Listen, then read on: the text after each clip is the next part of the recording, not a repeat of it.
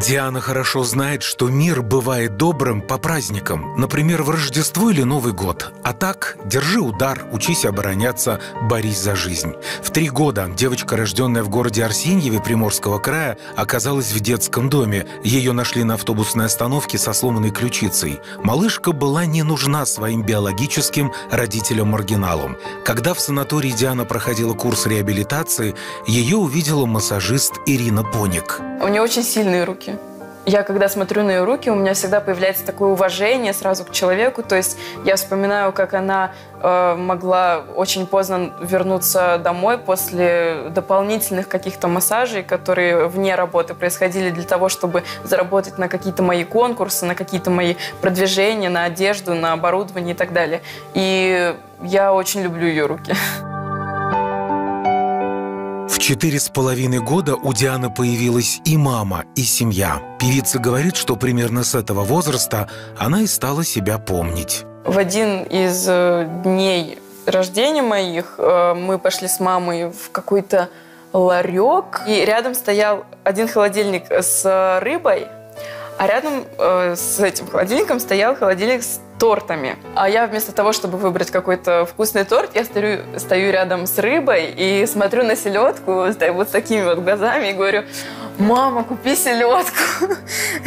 И вообще есть объяснение тому, почему я это именно так отреагировала, потому что в той жизни очень часто давали именно селедку, скорее всего, как закуску.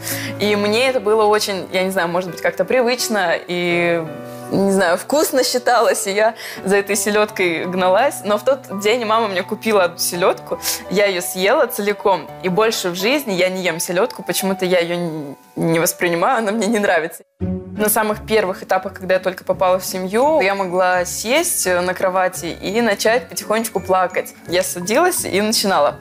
И я просто начинала до прям истерического ора доходить. Ну, как объясняли психологи, я, скорее всего, все свои какие-то эмоции, которые копились вот этом прошлом каком-то, выплескивала через слезы, через крик. Однажды Диана сидела перед телевизором и смотрела мультфильм «Мой Додыр». Одеяло убежало, улетела простыня, и подушка, как лягушка, ускакала от меня. И мама видела, что я каждому мультику, каждому герою подпеваю всегда, когда там происходят какие-то такие певческие истории. Ну, еще у меня были отклонения в речи. И логопед сказала, что, возможно, вокал как-то мне поможет развить речь и помочь избавиться от этих заиканий. Занятие вокалом – это первое, что решила сделать мама Ира, когда увезла Диану из Приморья на Волгу, подальше от боли и сплетен. В Тольятти особые способности девочки расслышала педагог по вокалу Светлана Вовк, а дальше стали звучать и веселые нотки в ее голосе. Победа на детских конкурсах и первые аплодисменты. Диана очень переживала, когда на шоу «Голос» дети к ней не повернулись наставники, и не верила своему счастью, когда зазвучали овации победителю шоу «Ты супер». А выдающийся композитор и продюсер Игорь Крутой подарил ей небольшую квартиру в Москве. «Живи и пой», — сказал он Диане Анкудиновой. И он меня очень любит, и это абсолютно взаимно. Мы очень хорошо общаемся в Инстаграм, он очень часто меня лайкает, комментирует, я также отвечаю ему на все комментарии. Иногда реагируем на какие-то сторис в Инстаграм, и я вижу просто человек, что за мной следит.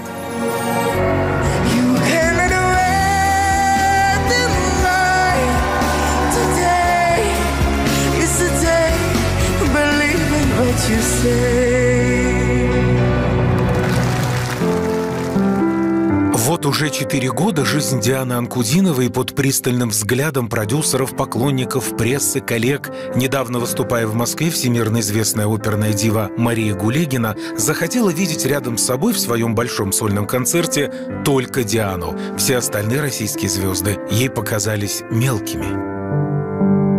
Девочка у нас получилась такая добрая, хорошая, трудолюбивая. А у Дианы среди поклонников уже появился близкий друг? У нас Диана пока не задумывается о молодых людях, потому что все-таки она мне говорит, мне сейчас первый гол у карьеры, раз пока у меня так идет, все хорошо, надо за карьерой заниматься. Это все придет. Я думаю, если хороший человек появится, там, достойный ее, то ради бога, будет молодой человек. Я всегда твоя, нежно прошепчу, и когда уйду, то вновь вернусь голосом твоим.